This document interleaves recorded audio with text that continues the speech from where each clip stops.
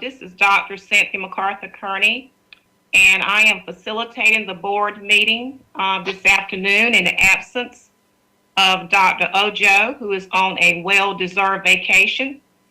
Can everyone hear me clearly? Yes, ma'am. Yes. Yes, ma'am. Yes. Okay. So I'd like to start with the introduction of the board members. If you will please just state your name for your presence in attendance.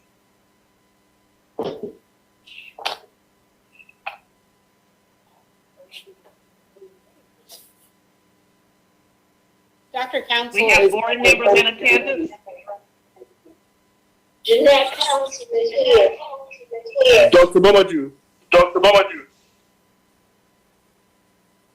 Jeanette McMahon. Dr. McMahon. Dr. McMahon.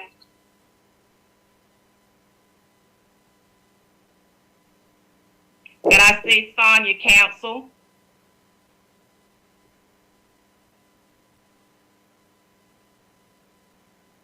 And Dr. Fleshman has arrived.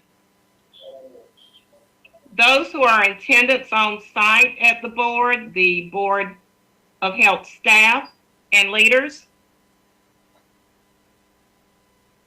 please introduce yourselves. Jennifer Green, Health Department Director.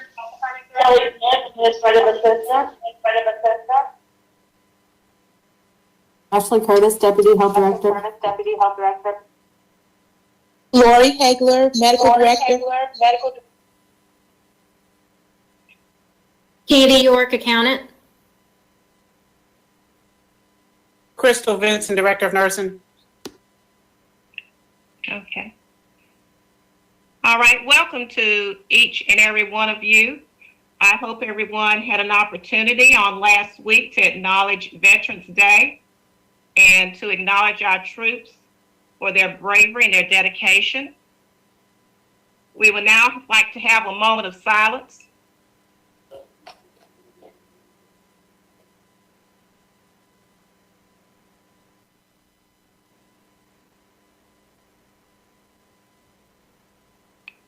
We will now begin with the agenda. I hope that everyone has had an opportunity to review the agenda and the minutes that were sent out by Kelly. We need an approval on the agenda. Do we have an approval? Motion to approve. Second the motion. Very good. We will now move on to the action items. Action items, approval for the meeting minutes. Do we have approval for the meeting minutes? I move that we approve the minutes of the last meeting. Second. Second. October 19th. Okay, and we have a second as well. Hey, Dr. Kearney, we need a vote on both of those action items. Can we have a vote on the action item for the agenda is what you're talking about in the minutes, Dr. Green? Yes, ma'am. Okay. Can we have a vote on the agenda? Those in favor say aye. Aye. Aye.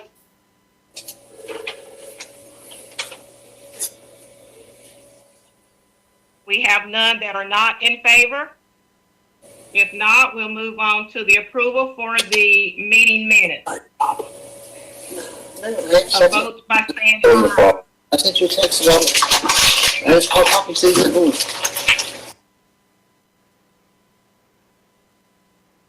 Okay, we have none that did not vote to agree. So now we're ready to move to the approval of revisions to the 2022 billing guide, and that would be Ms. Candy York.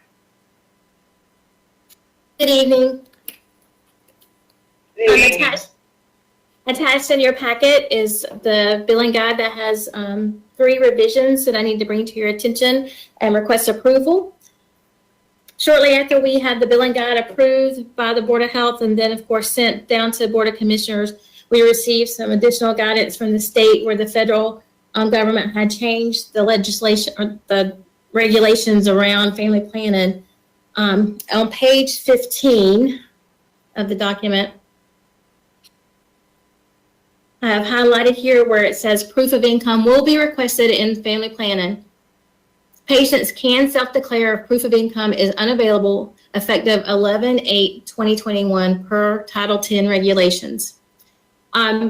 The federal government did not want there to be a barrier of care for patients to receive family planning services. Of course, a big portion of the budget for family planning services is covered with Title 10 federal dollars, and therefore we had to change our practices.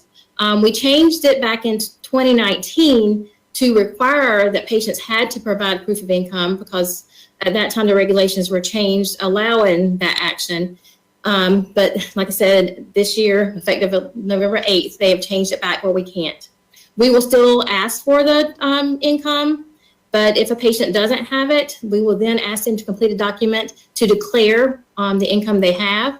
If they don't have any income, they're living with relatives or homeless, there's also an attestation that they can complete for that, and that will include in their record so that they, of course, can get. This is important so that patients will not be charged 100% for the services for family planning. It will be based on the sliding scale fee.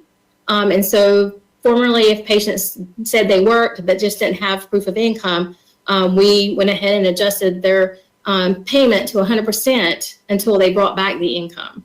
We can no longer do that. And in the document on page 23, it also referenced income sources. So I added a statement here also about family planning clinic that reasonable attempts will be made to collect income and that patients can self-declare proof of income is unavailable and effective 11/8/2021 per Title 10 regulations. And then finally on page 24, in the section that we had to have for income verification, I also put the wording about the self-declare of income. And I'll be happy to answer any additional questions you may have in regards to this change.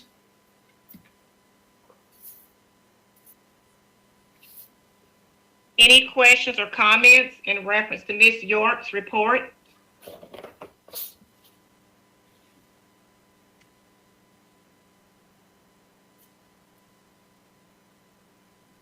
If not, then we are ready to move for a approval, correct, Dr. Green? Yes, ma'am. We need a first and a second, please, and a vote. Okay. I need a first motion. Motion to approve. Second. Okay, we need a vote for those all in favor. Aye. Aye. Aye. Okay, motion approved. Okay, we'll move to the next item. Any public comments? Yes, ma'am. Okay. Hey, Dr. Cranley, we need one additional action item to approval of a closed session at the end of the meeting for a personnel matter. So the board just needs to approve that closed session. Okay, are we ready to approve that now? Yes, ma'am. Okay, I need a first motion. I move that we approve the closed session for personnel matter pursuant to NCGS 143-318.11A6. Second. All in favor say aye. Aye. Aye. Okay, motion approved. Okay, Dr. Green, are we now ready to move on to the financial report? Yes, ma'am. There's no, I'm going to sign up for public comment. Okay. And that will be Ms. Candy York for the financial report. Yes, ma'am. On page 29 of your packet begins the financial reports for the month ending October 31st, 2021. At the close of the month, our revenues exceeded our expenditures by $284,617.47. On page 30 is your expenditures listed by program. At the close of the month, we'd expended $5,706,382 of our budget. On page 31 begins the revenue reports. The first section lists all state and federal allocations, the dollars we received by category to date, followed by our grants. On page 32, the top portion represents our Medicaid collections through October 31st. So to date, we've collected $1,083,744, followed by our fees, which we've collected $302,350. The next section is our fund balance and county funds allocated. So at the close of the month of October 31st, we had actually utilized $2,628,441 of county funds that are allocated to the health department. And finally, our total revenue today, including the revenue due from the state for October expenses, is $5,990,999. On page 33, we have our accounts receivable report for private pay. It's broken down by clinic and aging. And then finally, on page 34, see accounts receivable broken down by program and then by payer source. And I'll be happy to answer any questions you have about the financial reports.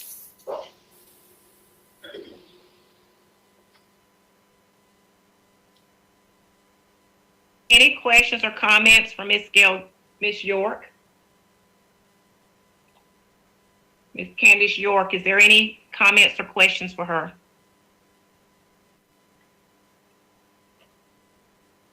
Can I have a motion to approve that financial report?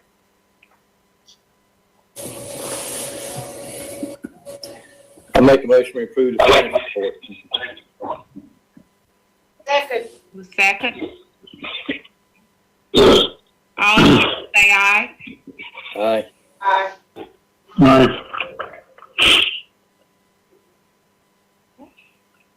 Thank you, Ms. York. Yes, We're ma'am, thank ready you. now to move to the next action items. And Dr. Green, would that be your update? Because action items D, I'll soon be in the closed session. Yeah, so the next item will be the review of the Board of Health applications. And so I'll give a little bit of background. Kelly provided over the last few days the resumes that we received for the Board of Health applications. And so those applications, citizens can submit their applications online, and those get given to the county clerk, and then those get distributed to the health department. We reviewed the list along with the county attorney to make sure that everybody that was on the list was actually eligible to be a board member and didn't have any conflicts of interest. And then Kelly sent out an email to the applicants to assure that they were still interested, and then to request their CVs. So those have been distributed to you. We've heard from many of you today, and that's a good thing. We've had, I don't think we've received this many applications since I've been here. So we have a long list of applicants. So what we need from the board today is to determine who you would like to hear from in your December meeting. And today we're just reviewing the applicants. We're not making a decision today about who is going to serve on the Board of Health or who we're going to recommend to nominate. We just need to make a decision about who you would like more information from. In the December meeting, that is when this board will make a vote about who you would like to formally nominate. Then those nominations will go, or who you would formally recommend for the Board of Health. Those nominations will go to the Board of Commissioners, and the commissioners will make final approval of those. And so in order to seat those individuals by January, we need to take the vote in December. In December, The individuals that you discussed this afternoon or this evening are also available to come to the December meeting and do a short presentation. That's what we've done in years past. Introduce themselves, just say a word or two about who they are. So you'll have more opportunities to hear from them if this board chooses to do that. You can hear from everybody, or you can narrow down the list. So far, we have 12 resumes that we've received for Board of Health applications. We have 4 vacancies, or we will have 4 vacancies. One of those vacancies is commissioner appointed, and so that one will have to be appointed in December by the commissioners. So we really have 3 vacancies. All of those vacancies are general public representatives. So we have other representatives for healthcare providers, dentists. Those positions are filled. These 3 vacancies are all general members of the public. And so to make it a little bit easier, what we're going to try to do is open the floor for some discussion. And then, but before we do that, I want to kind of categorize them by occupation and profession. So you're going to have a narrow scope, and then give the board some information about what vacancies we do have, the board might be interested in having serve on the board. And as we lead into the discussion, I just want to remind the board about what their priorities are. And so this might be helpful to you as you're thinking about what sorts of individuals you might want to fill these 3 vacant positions, to keep in mind the priorities that you set last year, although the board will pick new priorities in December in alignment with the strategic plan. So those priorities, and I'm going to paraphrase the wording here just a bit, were about access to services, staff recruitment and retention, our quality and efficiency of services, our outreach services, meaning expanding access to our health department services, getting outside of our 4 walls and making sure we're doing more outreach clinics, and with a specific focus on utilizing social media, increasing collaboration with our community partners, specifically those in military, healthcare community, faith-based agencies, improving health literacy. And then, as always, we are interested as a county and, of course, as the health department in thinking about equity and diversity. So as you review the candidates on your list, I'd encourage you to think about making sure the board is well represented in terms of occupation, age, race, gender, geographic distribution, those sorts of things. And so, again, we have 12 applications and 3 open positions. So you Dr. Green? Yes, yes. I'm sorry to interrupt you. You're doing a great job. Are you going to, and I would appreciate this, I guess there was a lot of CVs that came across and everything. Are you going to, we are in closed session now, is that correct? Just to be clarified. We are not in closed session because this is not in closed session. Okay. So are we going to see that list now or later or at some point? I'm sorry, I didn't hear that last part. Are you going to have a list of those applicants on it that we can all look at as a group or at some point? Do we have the PDF of all the lists of applicants that we sent up? I think we can bring that up on the screen. The list of all the lists of board applicants that we received. Okay, let's see if we can get that. This Dr. Kearney, if you can pull that up, I agree with Dr. Fleshman that would be helpful. I did receive several in advance. A little overwhelming, the number that were received electronically. And so if they could categorize and put right up on the screen, that would be very helpful. And I had a question about that too. Is like you say, we received a lot of CVs, over 10 CVs in 24 hours, and so that's. I mean, when we're thinking about how important these positions are, I don't think that any of us that would be fair to any of the candidates to make a rush decision. I think that we need time to look over the CVs and to give every applicant a fair opportunity to listen to them all. I think we've done it in the past where they come in and speak for about 3 minutes.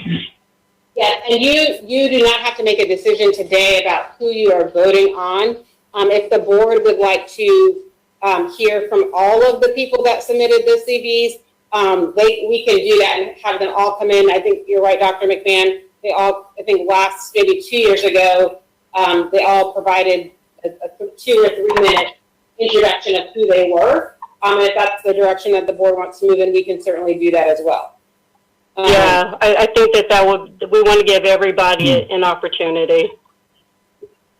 Well, the only other suggestion I might, go ahead, I'm sorry. Well, this Dr. Curran, the only thing I was going to comment on was that my question is, are we going to expect for all of the applicants to physically come in, or do they have an option for a Zoom presentation? They can join virtually. And I think the last time we did it, they came in person because it was prior to COVID.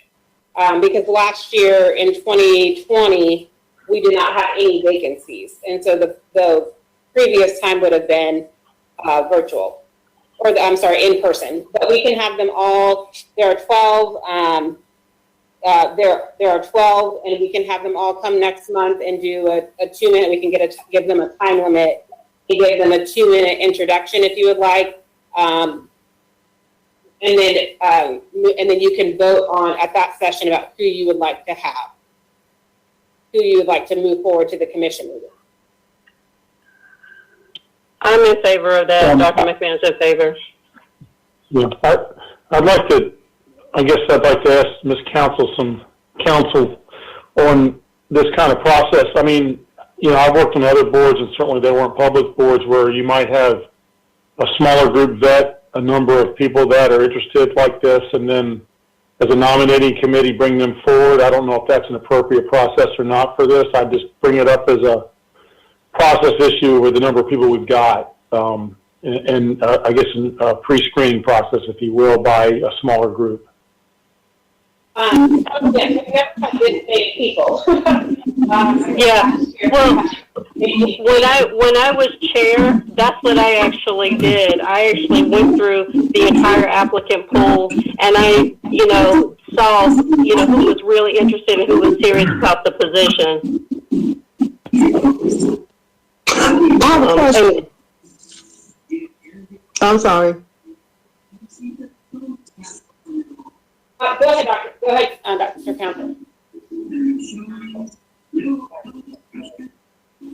I just don't know what's appropriate. So I think there are a few options that the board can consider. We can establish a subcommittee that might, between now and December, review the applications that we have, and then that subcommittee can determine we're going to have 3 or 4 people come in and present, or we can have the committee can decide, subcommittee can decide we're going to have all 12 come in, or we can decide today that we're going to have all 12 come in. So I think those are 2 options that are on the table. All 12 come in December, or we're going to narrow the count based on who we need to be on board, or what sorts of individuals the board is interested in having. I have a question. Are we going to be able to make them face-to-face at a different time instead of doing it virtual? So in several months ago, this board decided to keep the meetings virtual until through the end of the year. So if you want to come back in person, I think the board will need to vote to come back in person. And then we can put candidates in person as well. Because me personally, I would rather see face-to-face. We choose a particular date and time to give each candidate, to give us and the candidates a chance to meet face-to-face. So we can do, Dr. Kearney, since you're the chair, I will refer to you about how you would like to proceed. So I think there are three options that I'm hearing on the table. One, and maybe talk a little bit of a mix and match of that, is to, and all this needs to be in December. One is to have a nominating committee narrow down the list and have the selected candidates either come in person or virtual. That's one option. Another option is to have all 12 come in person or virtual in December. Or we can just move forward today and say we're going to have all 12 come in December. Virtual or in person. So we need to narrow, how to go. Well, first of all, we need to make sure that if we plan to do in person, that our board members plan to be in person, that they plan to be there, because all of us really have been virtual. So if board members intend to come in and not do virtual in that December meeting, we can have a group. I like Dr. Fleshman's ideal about having going through the applications, having a smaller group, because trying to 12 applicants, I don't know that they will get the full attention that they need. So I like the idea of a nominating to review those applications, and of course, any board member can give suggestion as well or recommendation. But I do believe a smaller group to decrease the number from would be the most logical thing to do from my perspective.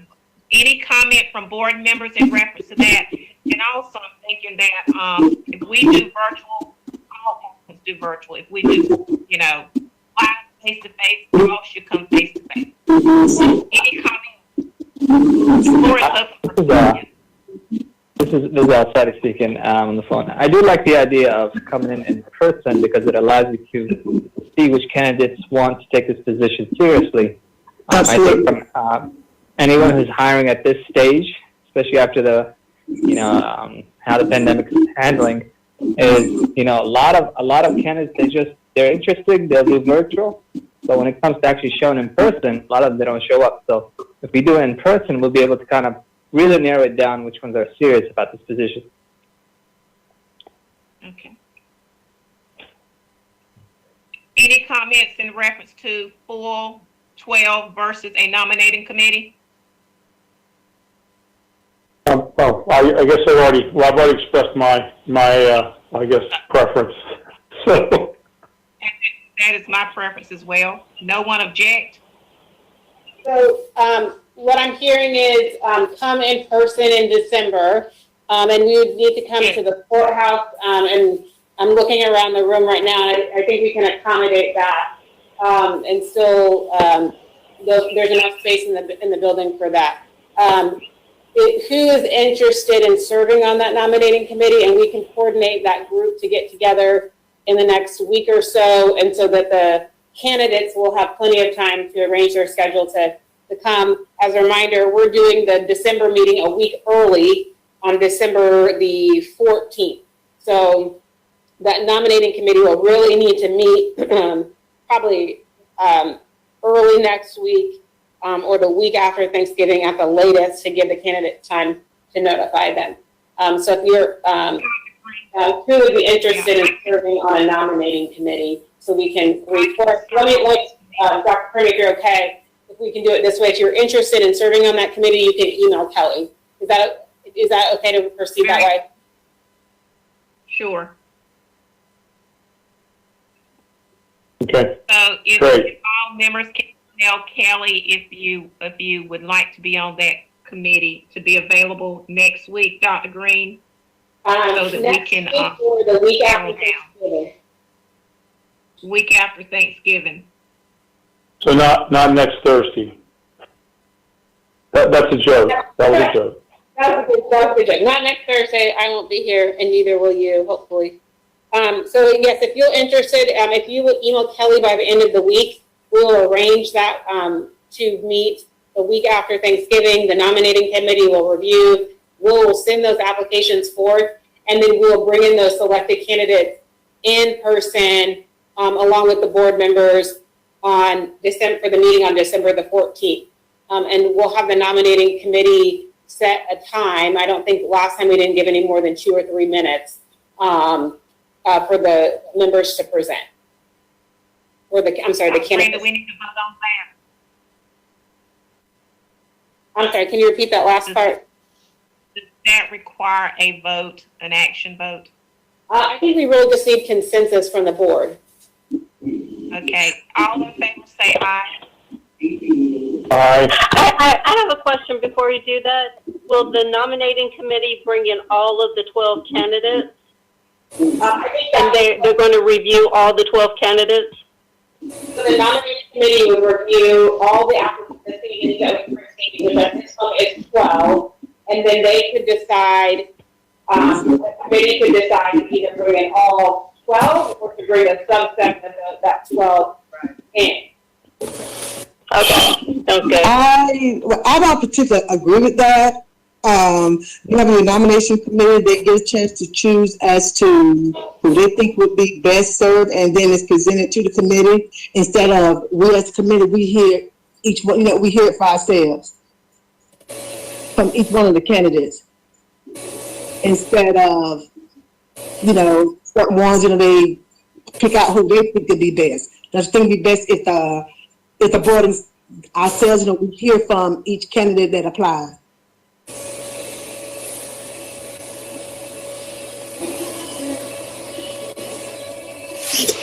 I think the purpose for that was because as many have already expressed that the number of applicants were overwhelming.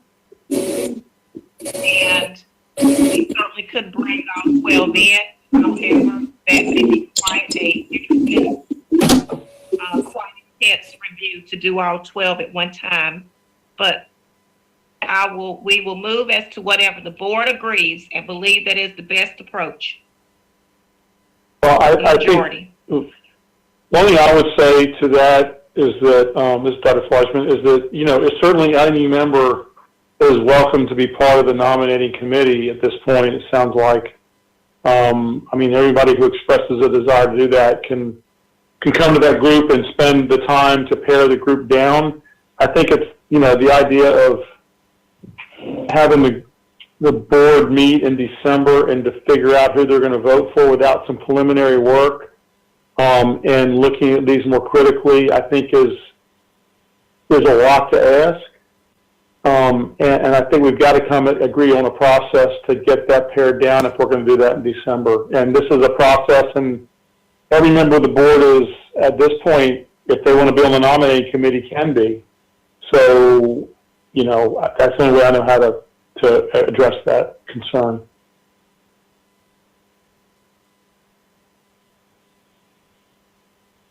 So Dr. Carney, we can All in favor? Go ahead. You were Dr. Green. You were going where I was thinking. All in favor of the process of the nominating committee, all members of the board are welcome to attend and participate in paring down the applicants in preparation for December meeting. All those in favor of utilizing that process, please say aye. Aye. Aye. Aye. Aye. Aye. Okay, so it sounds like we have a majority. Just email Kelly, and Kelly will email her by the end of this week, and so that Kelly can keep you informed and update of the upcoming meeting to take a look at those candidates that desire to be a part of the board. Okay, are we ready to move to the next session? In just a moment, one item I just want to clarify. Just because there was discussion about it, was anybody opposed to that so we can document it for the minutes? Okay, thank you. We are ready. I assume that you opposed since everyone could attend and everyone was invited to attend the nomination meetings. But very good, thank you. Okay, what's next on the agenda is It says annual review, but that will be in our closed meeting, or will that be now, the annual review of the job description? So the annual review of my job description, we need to have that as part of the public meeting because it will be an accreditation requirement. And so this is just an opportunity for the board to look at my job description. As mentioned, this is an accreditation requirement that the board review it and see if you have any revisions to it. And then the next section will go under the personnel portion. So in your packet, you have a copy of the job description, and it is included. It's up on the screen now. This reviews as based on the state specs for health directors. We all fall under the Office of State Human Resources Act, and so there are some specific guidelines that we have to include in my job description, including the education and experience requirements, and then the duties and responsibilities indicates that 35% of my time is in serving as the Chief Executive Officer for the Health Department, the staff that I supervise, ensuring that we provide executive level oversight and efficient and effective staffing levels. That's 20% of my time. Working on towards our mission and our vision, and establishing health department goals and standards. That's 15%. 15% is executive level oversight of the budget, revenue, purchases, and expenditures, and of course the budget process, which we're in now. And then 10% is working closely and collaborating with county management, legislature, state personnel, and other local partners. And then 5% is other duties as assigned. The other position characteristics indicate who I supervise, and then also, as I mentioned, the job knowledge and skills on page 38 of your packet are really dictated by our state Office of State Human Resources in terms of the required minimum training. So if there are any comments on the job description that you would like to see, we can certainly take that back for review with HR. So we just need feedback from the board if there are any changes or additions you'd like to see in the job description. Everyone received a copy of the job description. I hope you had an opportunity to review it in advance. Any comments or any recommendations to Dr. Green?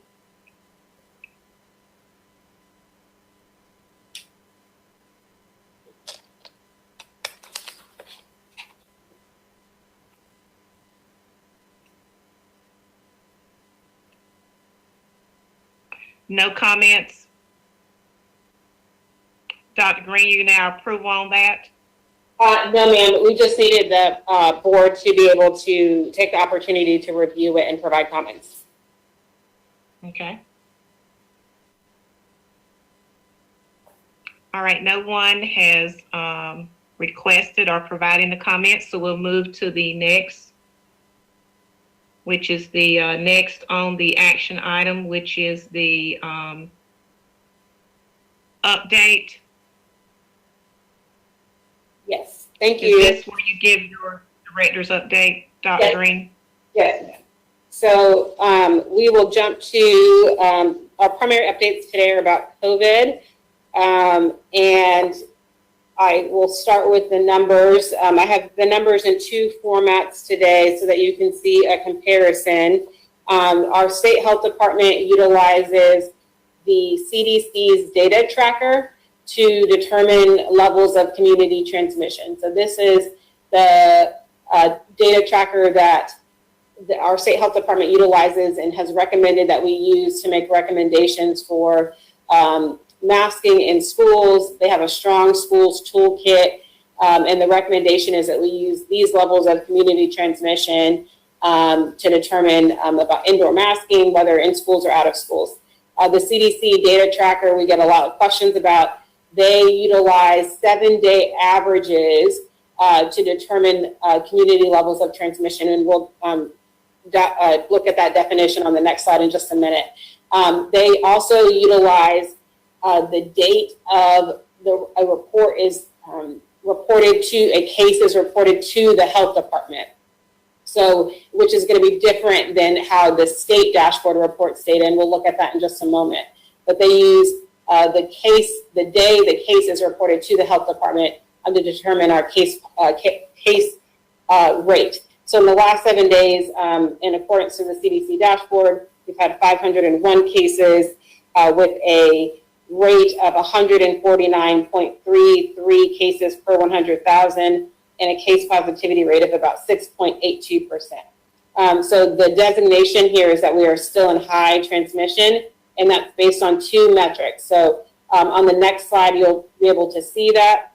So again, this is what our state utilizes and the CDC utilizes to determine our transmission levels. So there are 2 metrics: our new cases per 100,000, and then also our case positivity rate. So if you are, next slide, you'll be able to see where we are. So our new cases per 100,000 is 143. So we are 149. So we're in high transmission based on our case rate. In our terms of our case positivity rate, we are in, which is at about 6.2%. We are in moderate transmission. The CDC and the state health department determine if there are 2 different levels, you go with the higher metric. So in order to get into moderate transmission, which is where we'd like to be, we need to have a case rate of below 50 cases per 100,000. So if we look at this in a different way, using the state health department dashboard data, our state health, and on the next slide, our state health department dashboard uses date of specimen collection. They actually report both metrics. So they actually report on our data, the day the case is reported, and they use specimen collection date, just so that the data is presented in both ways. And if we look, and they also use 7-day averages. So according to our state health department, we've had 232 cases in the last 7 days on average. And then if we look at our case rate per 100,000, that's 69 cases per 100,000 and a case positivity rate of 5.1%. So the biggest difference is in our case rate, our cases per 100,000.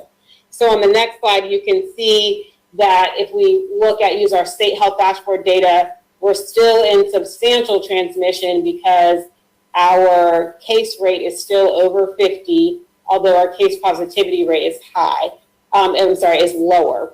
So still in substantial transmission. So we're monitoring the differences between those very carefully, and we're working right now with our state health department to get some additional details about where those differences are and how we can better align those data. Right now, as we think about making changes to the abatement order, both of those would still indicate, because we're still in either high or substantial, would indicate masking indoors. So the CDC's recommendation is masking indoors when you are in high or substantial. And we'll see in a few slides what the recommendation is for schools. So we'll come back there in just a minute. On the next slide is our testing data. We have the bars closest to the right-hand side of your screen. You can see that the number of tests performed has gone down over the last few weeks after our surge in September. So this represents the number of tests that we've performed since 2020, week over week. On the next slide, this just shows a little bit more information about the data, shows some trend data for our cases. This is from the CDC's dashboard. You can see in green on the top chart that our cases have continued to decline, although it hasn't been quite a smooth decline. We've had a little bit of up and down. And then maybe the most recent week, we've had a little bit of an increase, but that tends to happen over the weekends. And then we've had, you can see our death rate has also gone down on the very bottom on the bottom of that chart. So on the next slide, we'll take a look at our vaccination data. This does not include our individuals under the age of under the age of 12 yet. Our state dashboard and the CDC dashboard are still catching up, and that data is not reflected here. But we anticipate that those updates will be made to the dashboard in the coming weeks. The CDC, their dashboard has indicated that's going to come in the next week or so. So none of this reflects our under 12 population. But if we look at the percent of our total population, we have approximately 57.5 that are fully vaccinated. And then if we look at our 12 and older population, we have about 69.4% fully vaccinated in Cumberland County. Okay, so in terms of the masking guidance, I believe we talked about this at the last meeting, but we are still, as I mentioned, continuing to work with our state health department guidance. We monitor both the CDC's data tracker and our state health department dashboard on a daily basis to make sure that we are determining if by either metric, if we're in high or moderate or high or substantial, so red or orange levels of transmission. And the recommendation is if you are in high or substantial, red or orange, that regardless of vaccination status, that you continue to wear a mask when you're in an indoor public setting. And the state health department guidance currently says to utilize the CDC's data tracker. That's how they determine they are recommending that we continue to make those local decisions. And on the next slide, the state health department, go one more slide for me, Kelly.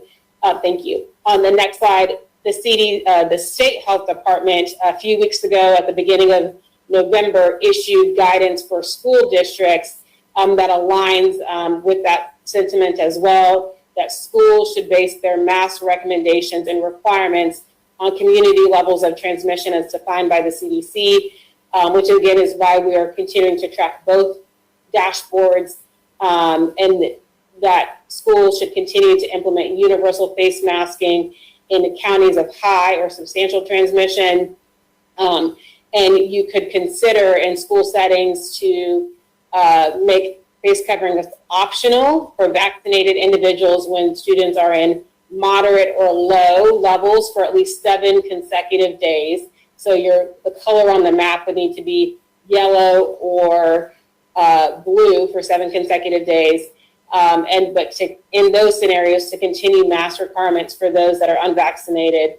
And then when you are in low transmission, I'm considering mask optional for everyone when you're in the blue for 7 consecutive days. And I don't know that any county in North Carolina has met that metric.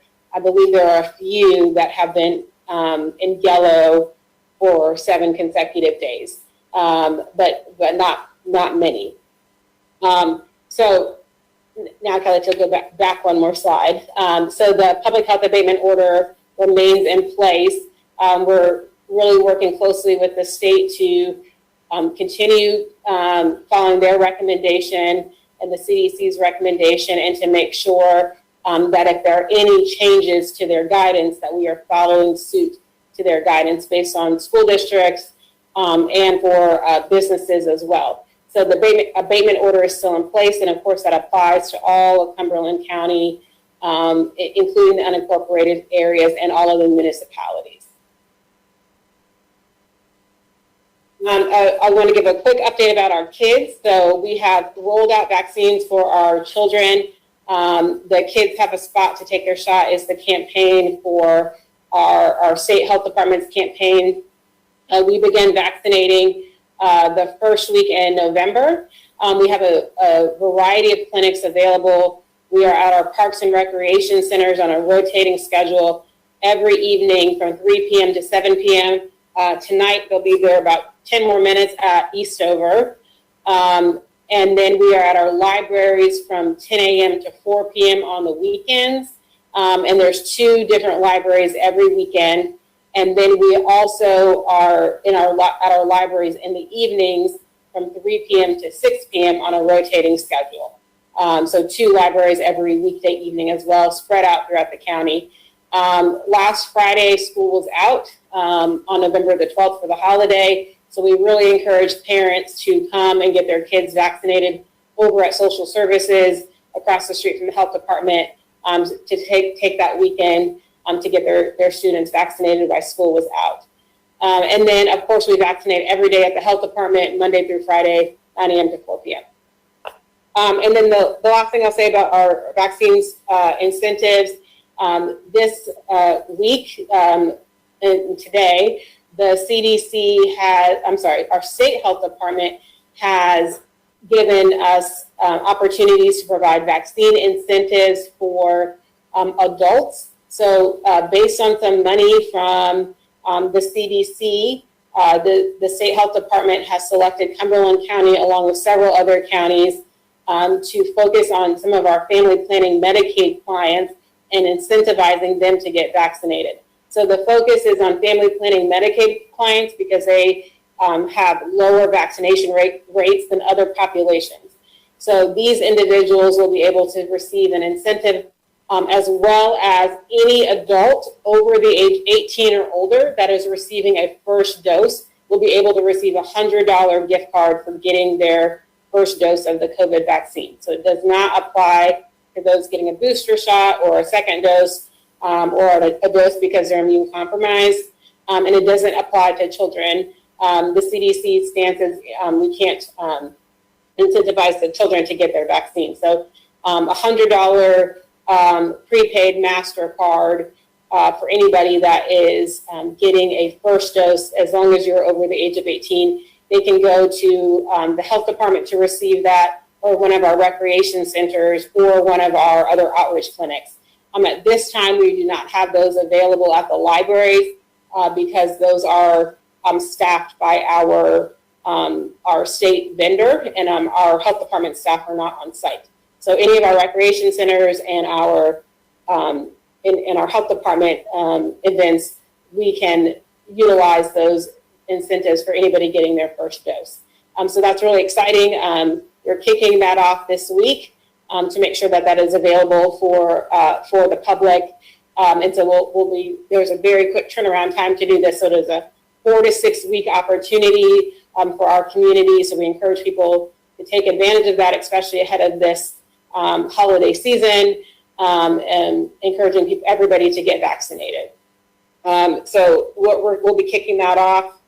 And I believe that is all I have. Kelly, is there another slide? I think that's all I have. So I'm going to pause there to see what questions you have for me. And we can go back one more slide.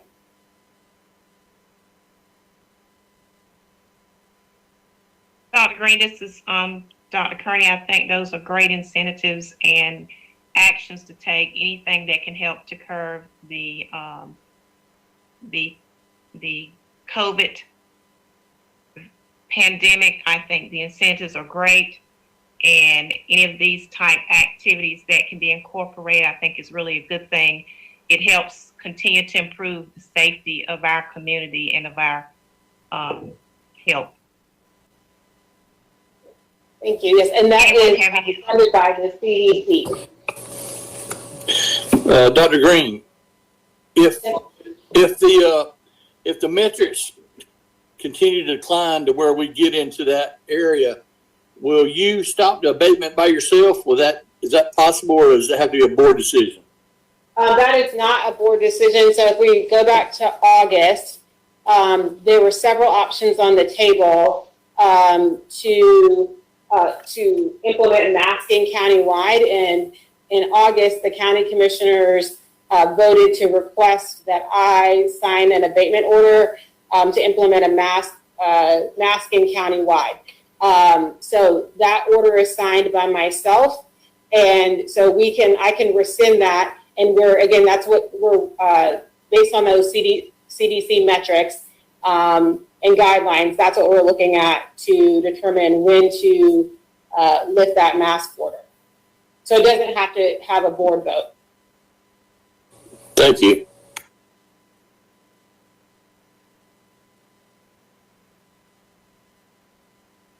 Any other comments or questions for Dr. Green?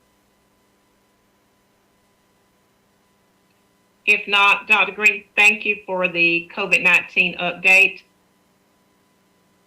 Next on our item list is membership roster and attendance. If all board members will please review your attendance roster and let Kelly know if there are any discrepancies.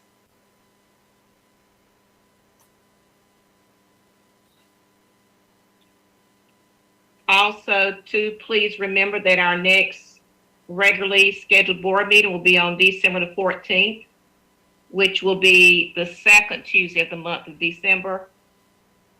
Also, do remember to email Kelly to let her know if you plan to be part of the nomination committee no later than this Friday, so that she can make provisions for that.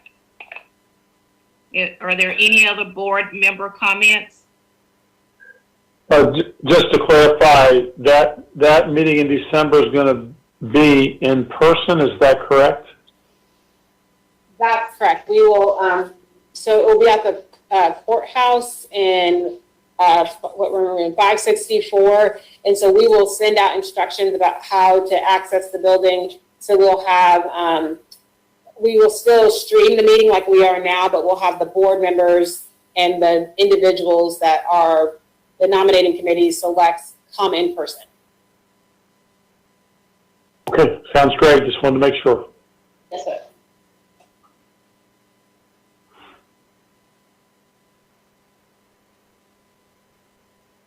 Any other comments? If not, I believe next on the item list is our closed session, correct? That's correct. So we will For stop. personnel matters. Yes, so we will stop the go-to meeting, and then we will take a pause, and we'll let you know in the go-to meeting. We'll stop the live stream for the closed session, and then we'll let you know when we're no longer live streaming, so we can move into closed session. So give us just a I'm minute. sorry, what was that? Say that one more time. Yeah, so we're going to move into closed session. So we're going to stop the live stream on CCN TV and on the YouTube channel. Okay. And then we'll let the Gotcha. board know when we are formally in closed session. So give us just a moment. Got it. Okay, thank you. Okay, don't hang up off the go-to meeting now.